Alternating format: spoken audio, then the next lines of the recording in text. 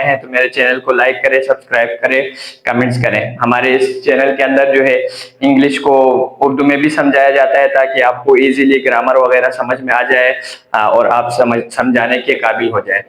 तो हम लोग पढ़ रहे थे, अब आते हैं टॉपिक की जानिब। अब हम लोग पढ़ रहे थे पार्ट्स ऑफ स्पीच के बारे में। पार्ट्स ऑफ स्पीच की 5 काइंड्स हमने ऑलरेडी पढ़ लिए हैं। अगर आप उनको वॉच करना चाहते हैं तो मेरी दूसरी वीडियोस में आपको मिल जाएंगी। अब जो पुराने स्टूडेंट्स हैं उनसे रिक्वेस्ट करूंगा कि वो अपने साथ कॉपी रख ले ताकि उस चीज को, लेक्चर्स वगैरह को देखकर उसे नोट कर ले अपनी नोटबुक वगैरह में। तो छठा टॉपिक है आज हमारा प्रीपोजिशन, जो कि एक अहम टॉपिक है और बहुत सारे बच्चे इस पर मिस्टेक करते हैं, बोलते हैं इसका कोई काम नहीं होता, लेकिन इसका बहुत ही इम्पोर्टेंट काम है। इसी से ही पता चलता है कि आप कितने इंग्लिश सही से बोल सकते हैं।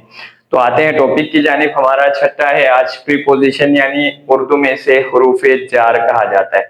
यानी अ preposition is a word that shows the relationship between a noun or pronoun and other words in a sentence।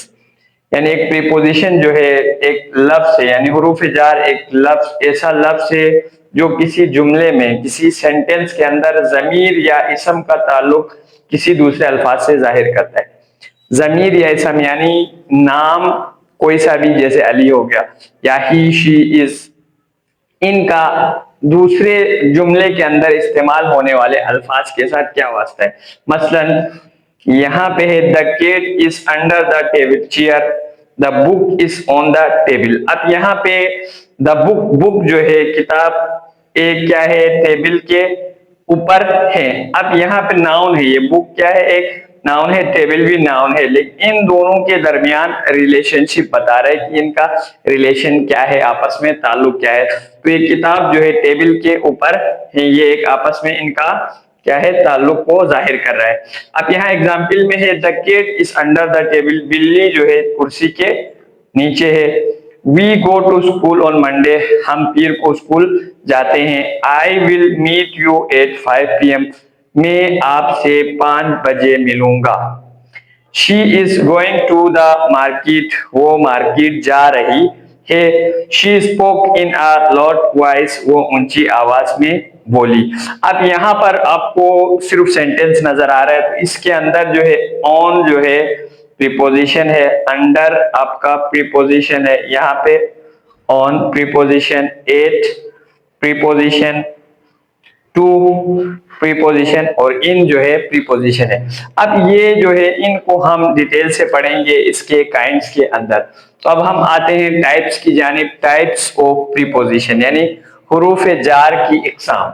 इकसाम जाहिर है यहाँ पर बहुत सारे थे, तो इसकी क्या होती है खास किस्म की इकसाम होती है जिसमें आपको इजीली समझ में आ जाएगा। अब प्रीपोजिशन ऑफ प्लेस, यानी प्रीपोजिशन ऑफ प्लेस के अंदर ये किसी चीज की जगह या मकाम बताते हैं, यानी इसकी लोकेशन बताएगा आपको कि ये कहां पर है चीज। मिसाल के तौर पर example on, in, under, above. यहां मैंने आपको एक एग्जाम्पल दी थी the book is on the table, इसने बताया कि ये नाउन जो है ये इस नाउन के ऊपर है।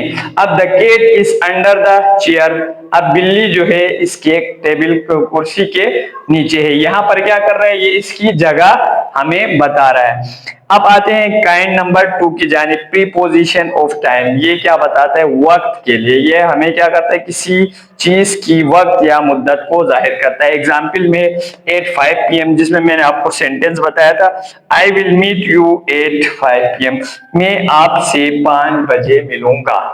तो अब यहाँ पे तीसरी काइंड है प्रीपोजिशन ऑफ डायरेक्शन। ये डायरेक्शन बताता है कि आप किस डायरेक्शन पर या कोई भी चीज जो है किस डायरेक्शन में ये हरकत कर रही है। ये हरकत बताएगा आपको कि किस सेंस में कर रहे हैं या फिर आपको इसका सेंस बताएगा। यानी एग्जाम्पल में टू डाउन टूवर्ड्स। अब यहाँ पे मैंने काइंड नंबर 4 है, यहाँ पे आपको मैंने 2 का बताया था, she is going to the market.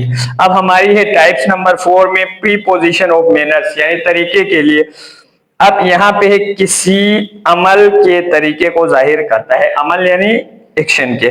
Example है he solve the problem with easy, उसने आसानी से मसला हल किया। आसानी से विथ जो है आपके उसके एग्जाम्पल में आया है। और यहाँ पे she spoke in a loud voice, और उसने ऊंची आवाज में, वो ऊंची आवाज में बोली। अब ये क्या है, मैनर्स बता रहे हैं आपको तरीके की, किस तरीके से उन्होंने बात की थी। उम्मीद करते हैं आपको मेरा लेक्चर समझ में आ गया होगा। आप अगर आपको मेरा चैनल पसंद आए तो लाइक करें, कमेंट्स करें, शेयर करें और अपने दोस्तों को भी, ताकि इससे लेक्चर से फायदा उठाए, और सब्सक्राइब करना नहीं भूलिएगा। आपकी बड़ी मेहरबानी।